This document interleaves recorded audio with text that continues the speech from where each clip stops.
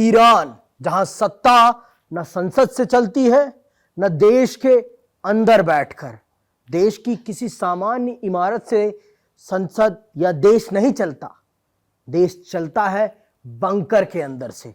जी हां, मैं बात कर रहा हूं आयतुल्लाह खामिनेई की और उनके बंकर वापसी की, क्योंकि ये 7 महीने में दूसरी बार है कि वो बंकर में गए हैं। और आप सब जानते हैं कि ईरान में अभी राजनीतिक स्थितियां कैसी हैं। वहां जनता सड़कों पर है, नेता बंकर में जा रहे हैं। आयतुल्लाह खामिनेई जो अपने आप को कहते हैं कि ईरान मेरे अधीन है, मैं जो चाहता हूं ईरान में वही होता है, लेकिन फिर वही खामिनेई अपने आप को बचाने के लिए बंकर में जा रहे हैं। क्यों, क्या है कारण इसके पीछे? आज चर्चा उनके बंकर वापसी की। क्या वो रीजन है जो उन्हें बंकर में वापसी के लिए मजबूर करते हैं? उन कारणों की आज होगी पड़ताल। सर, मेरा सबसे पहला प्रश्न तो यही है कि वो अपने आप को तुर्रम खां समझते हैं। बिल्कुल। और अपने आप को इस्लाम का मतलब खलीफा के बाद अपने आप को वही मानते हैं कि मैं ही इस्लाम की मसाल लेकर चल रहा हूं इस मैदान पर।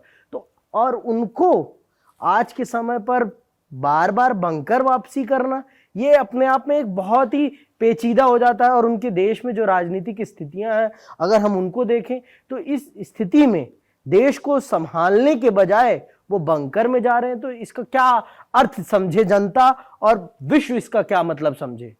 देखिए, आपने जो बात कही कि 7 महीने पहले वो बंकर में गए थे, उस समय स्थितियां कुछ अलग थी। उस समय ऐसा लग रहा था कि अमेरिका हमला कर रहा है, इजराइल अटैक कर रहा है, तो युद्ध के हालात बने थे। और उस समय खामनेई का बंकर में जाना, जो कहा जाता है कि लवीजान में है, करीबन 100 मीटर नीचे है, न्यूक्लियर बंकर है, अटैक कोई हमला किसी का असर नहीं होता, अपने बेटे मुज्तबा के साथ वो छिप गए। वो बात वहाँ तक समझ में आई कि चलो युद्ध के हालात हैं, अब छिपते हैं। लेकिन 7 महीने बाद जब ईरान की स्थिति ऐसी है जहाँ विद्रोह हो रहा है, विद्रोह को आप कुचलने की कोशिश करते हैं, तो उस समय जब शासक होता है, जो खामनेई जैसे शासक है, वो फ्रंट फुट पे रहते हैं। सामने आकर वो बोलना चाहिए उनको कि हम आंदोलन कुचल रहे हैं, हम डरेंगे नहीं।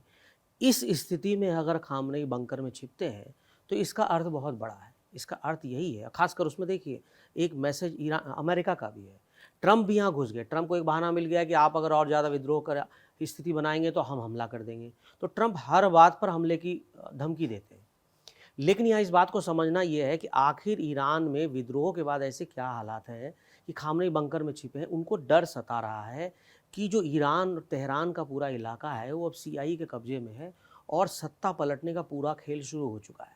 बस एक सही मौके की तलाश है जब अमेरिका अपना वो खेल खेलेगा और ईरान की तरफ से इतना बड़ा विद्रोह होगा कि शायद खामनेई को डर है कि उनकी स्थिति वैसी ही ना हो जाए जैसे कर्नल गद्दाफी, लीबिया के जो शासक थे, उनको खींच कर मार डाला गया, जैसे मुसोलिनी को बीच ट्रक में मार दिया गया लटकाकर, या हिटलर को अंडरग्राउंड बंकर में खुद को गोली मारने लगी। खामनेई को ये डर सता रहा है कि कहीं उन्हें कब्जा न कर लिया जाए, कहीं उन्हें भीड़ पकड़ न ले और अमेरिकी फोर्सेस के हाथों या ईरान की जो नई फोर्सेस के हाथों में सौंप ना दे। यही डर है जो खामनेई को नीचे 100 मीटर नीचे बंकर में छिपा देता है। तो मतलब ये तो, पर ईरान जो खामिनेई अपनी जो पूरी राजनीतिक अभी तक उनकी जो यात्रा थी उसमें तो उन्होंने हमेशा जनता को हमेशा कुचला ही है। और वो ईरान में अपने आप को पूरे मिडिल ईस्ट का खलीफा समझते हैं और अपने आप को अमेरिका का सबसे बड़ा प्रतिद्वंदी भी समझते हैं मिडिल ईस्ट में। और वो हमेशा ये कोशिश करते हैं कि अमेरिका उनके देश में किसी भी प्रकार की दखल अंदाजी ना करने पाए। फिर भी ये कैसे हो गया कि उनके देश में उनकी जनता उनके खिलाफ ही खड़ी हो गई और उन्हें पता तक नहीं चल पाया? अगर पता भी चला तो वो उन चीजों को सही टाइम पर एड्रेस क्यों नहीं कर पाए? इसके पीछे क्या कारण समझते हैं आप? देखिए, ये वजह तो वही है कि खामनेई जो है ना, आंक नहीं पाए। जो पिछले बार महसा अमेनी के साथ हुआ, उसके बाद जो एक नया यंग लीडर और उभरा, खामनेई को ये लग रहा था कि यूथ की आवाज़ है उसको दबा देंगे, लेकिन वो भड़कती जा रही है। और खामनेई को समझ नहीं आ रहा है क्या आप सिर्फ दमन से किसी विद्रोह को नहीं कुचल सकते।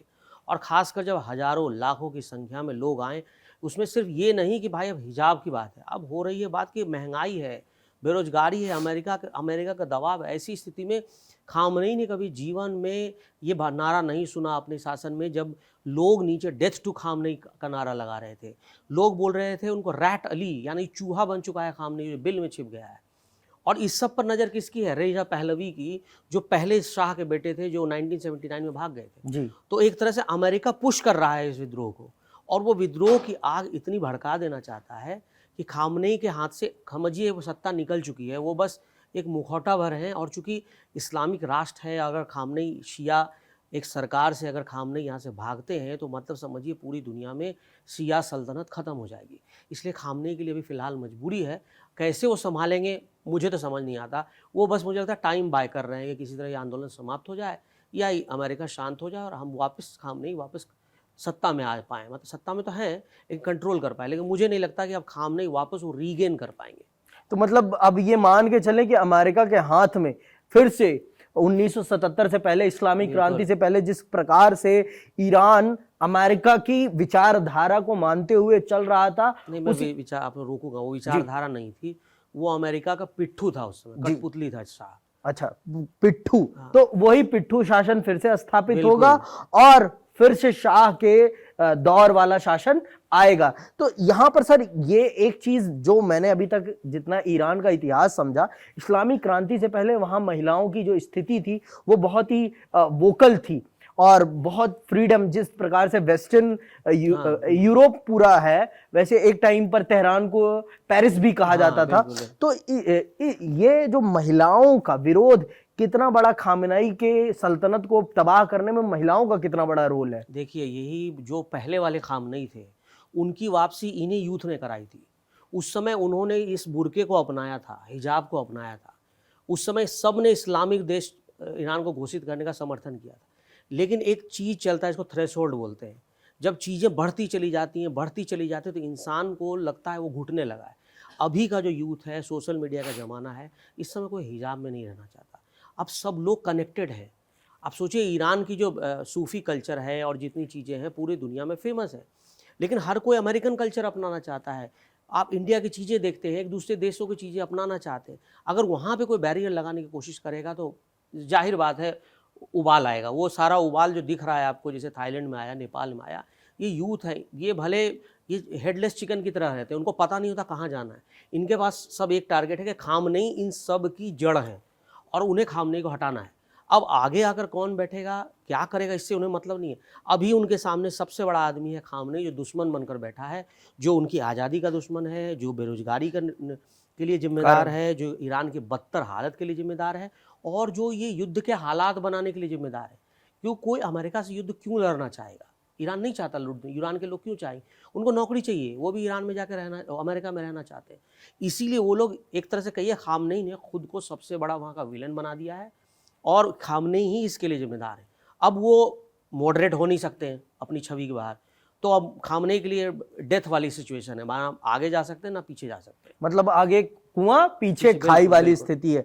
तो ये हमें समझना पड़ेगा कि अमेरिका जो हमेशा 3 स्ट्रेटजीज के अंतर्गत वो किसी भी देश पर अटैक करता है। पहली स्ट्रेटजी होती है उसकी मिलिट्री पावर, दूसरी होती है उसकी आर्थिक मॉनेटरी पावर और तीसरी होती है कल्चरल पावर। और यहाँ सबसे बड़ा यूथ को अगर खामनेई के खिलाफ खड़ा किया गया है तो वो कल्चरल पावर के माध्यम से, कि कपड़ा दिखाया, खाना दिखाया, और इस चीज ने बच्चों के अंदर जो भी है यूथ होता है और उसके अंदर पैशनेट हुआ और आज उसी का नतीजा है कि पूरा ईरान दहक रहा है और खामनेई के खिलाफ खड़ा हो गया है। अब आने वाले टाइम में क्या होता है ईरान में, ये हम आपको अपडेट करने के लिए उपस्थित होंगे रोज 9 बजे। लेकिन आज के लिए बस इतना ही, हम विदा लेते हैं। जय हिंद, जय भारत।